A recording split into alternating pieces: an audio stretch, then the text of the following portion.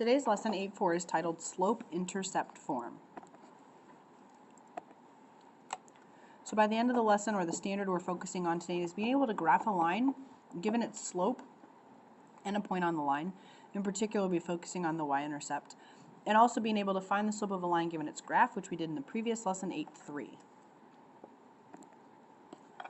So the vocabulary term that I need you to write down today is slope-intercept form. Slope-intercept form is an equation, and it's a linear equation. So remember, all we're working with right now in this unit are lines, straight lines, of the form y equals mx plus b. And the two places we're focusing are on the letter m, which represents the slope, and the letter b, which represents the y-intercept. The y-intercept is where the line crosses the y-axis. So over here on the right we have a graph, and I know it looks a little confusing, but if you could just kind of quickly plot the graph. So draw yourself a quick T, make a dash up one and put a dot, and then also try to locate the point 1, 3. That's where the second dot is, and draw your line through there. So remember from a previous lesson, we were counting to find the slope. And in this case, I counted over 1, or excuse me, I must have been going the other way. So I went down 2 and over 1. So you can see that the slope is 2. The y-intercept is simply where the graph crosses the y-axis. This line crosses the y-axis at positive 1. So the y-intercept, or the b, is 1. So we're going to focus on two things, the slope and the y-intercept. Given an equation or given a graph, can you pick those two pieces of information out? So we're going to go both ways. So let's just look at some examples. For 1, 2, and 3, I want you to state the slope. Remember, slope is m, and the y-intercept, which is b, from slope-intercept form, y equals mx plus b. So for the first equation, we have y equals 1/4 x minus 6. So our slope, the number in front of x, 1/4, and our y-intercept, they use the letter b to represent the y-intercept. Don't ask me why, just know it. The b is negative 6. You do want to take the sign with the number. Since it's subtraction, that 6 is negative. Number 2, y equals 3x plus 1. So the slope, the number in front of x, 3. The y-intercept, the number in the back, positive 1. Number 3, y equals negative 2x. So our slope is the number in front of the variable x. So that's a negative 2. And our y-intercept is the number in the back. You'll notice here there is no number in the back, so your y-intercept is 0. That line would cross the graph through the origin. Let's look at a couple more. Now we have equations that aren't in slope-intercept form yet, so we need to put the equation in slope-intercept form first. That means we need the y by itself with the x and the y-intercept on the opposite side. So you can see on number 4, we don't have the y by itself. There's a negative 4x. We need to move that to the other side. So we're going to add 4x to both sides to move that variable to the other side. That gives us y equals 4x plus 2. We can't add 4x and 2 because the 2 doesn't have any x's. And we like to write the x term first. So I've squeezed that 4x up in front of the 2, y equals 4x plus 2. Now we can state the slope, 4, and the y-intercept, 2. Notice that had we not tried to move it, a lot of you might have tried to say that the slope is negative 4, but by adding it to the other side, it's now a positive 4. Number 5, we have 6x plus y equals negative 3. So again, we want the y by itself, so we have to move 6x to the other side. This time I'm subtracting it because it's positive. So that's y equals negative 6x minus 3. Again, I'm squeezing that x term up in front of the constant, or in front of the y-intercept, and because I like it to be an mx plus b form. So here our slope is -6, and our y-intercept is -3.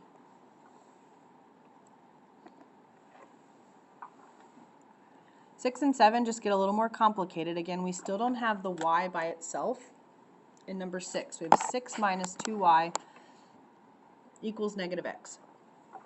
So the first thing we want to do is move the constant. So we have to subtract 6. Remember, this 6 is positive. It's the 2y that's negative. So we're going to subtract 6 to the other side.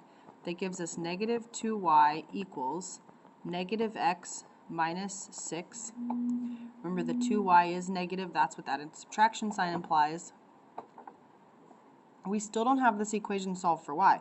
We've got to get the -2 off the y. So we do that through division. Since that's -2 times y, if we divide everything by -2, we will get the y by itself.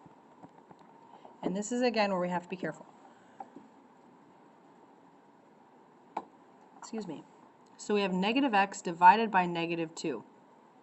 And I know that looks a little complicated, but imagine there's a -1 in front. And that is what that is. So I'll actually draw the -1 in. Now we have -1x divided by -2. We'll just divide those numbers. -1 divided by -2, that's a positive 1/2 x. Don't forget to write the x. Then we have a -6 divided by -2. That's going to be a positive 3. So slope-intercept form is y equals 1/2 x plus 3. Look how different that is from what we started with. Okay, you can't look at this equation and say that the slope is -1 because there's a -1 in front of the x. Look how much that changed. It's now a positive 1/2. So m equals 1/2 and b equals 3. Also, if you look over at the original equation, it looked like maybe the constant term was a 6. So a lot of you might have said the slope or the y-intercept is 6, but it's positive 3. Okay, let's try number 7.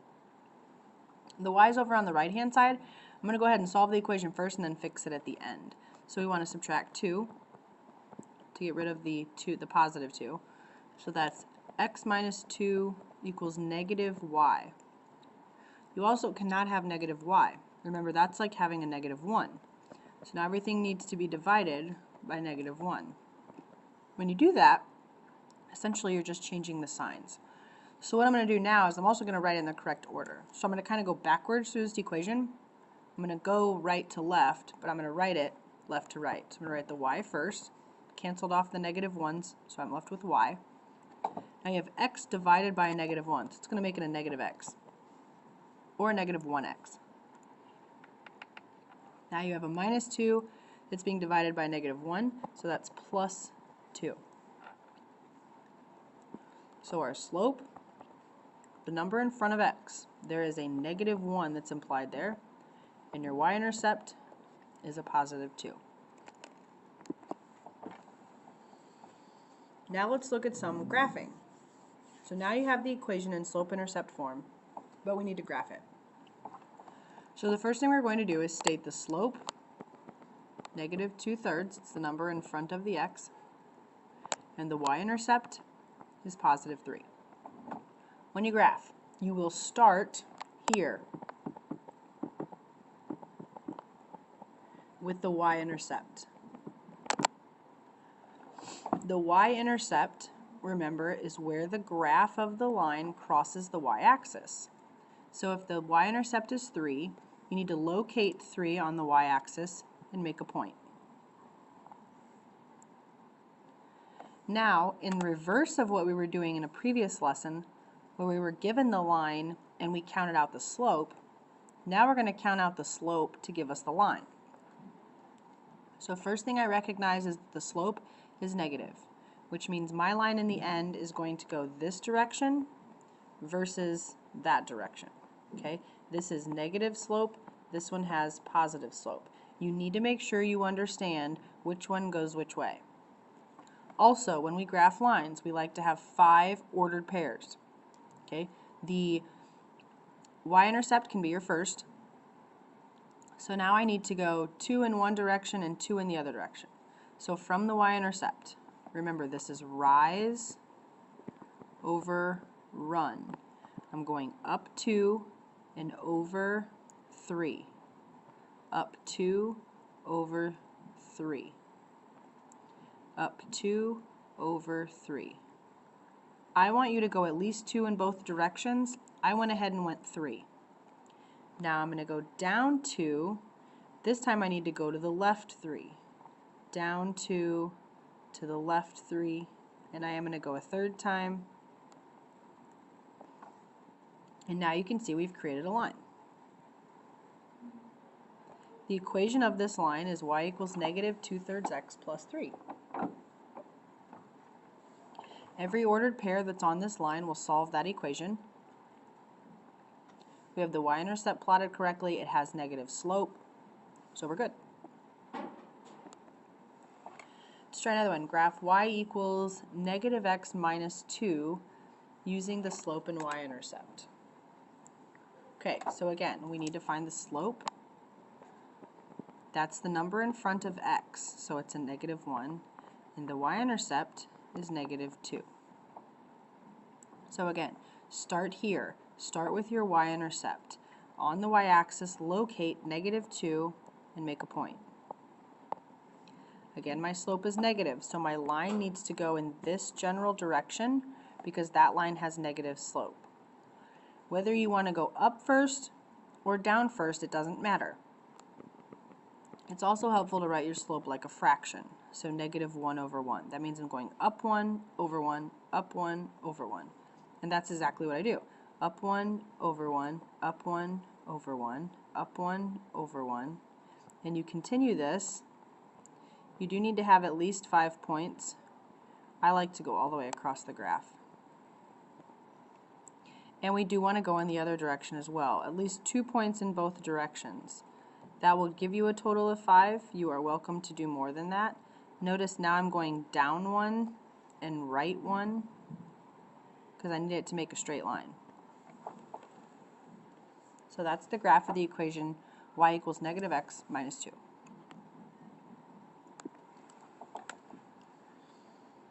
The last one of this type says y equals 1/3 x. And again, graphing using the slope and the y-intercept. So we're going to start with the slope. The slope is 1/3. The y-intercept here, you notice there's not a number back here.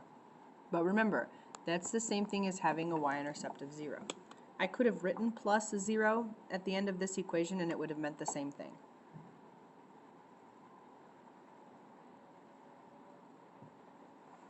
So, our y-intercept is 0. 0 on the y-axis is the origin.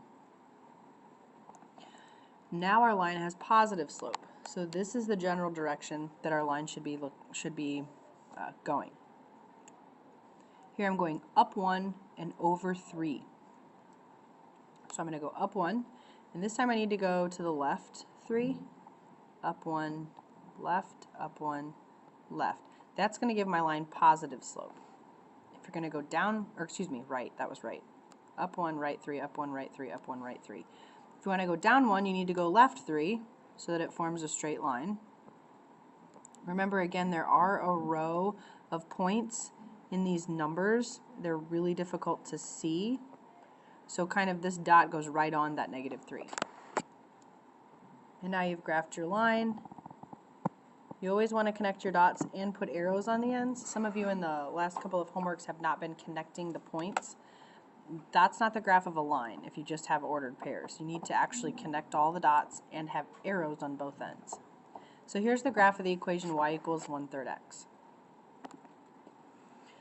Now let's look at a different scenario. Now we're not giving you the equation anymore, but we still want you to graph it.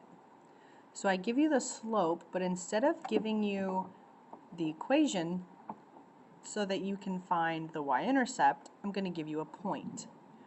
So if this line passes through 3, 6, I know that 3, 6 is going to be on the line. So similar to how you start at your y-intercept, this time we're just going to start at that point.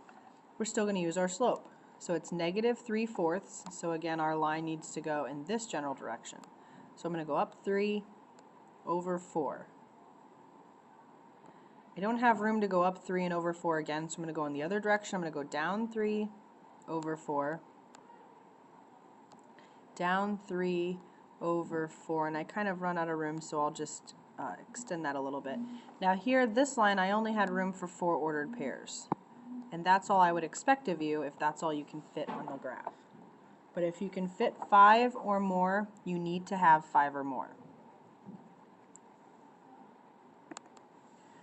The last example, graphing the line. Now this line passes through -8, -7, so that's way down here in the third quadrant,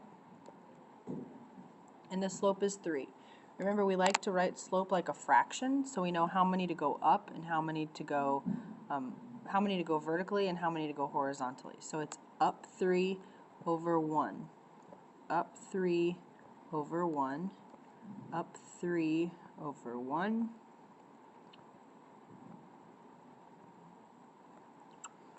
I can go down 3 over 1 as well, and that is more than 5 points there. Trying to draw a straight line, like so.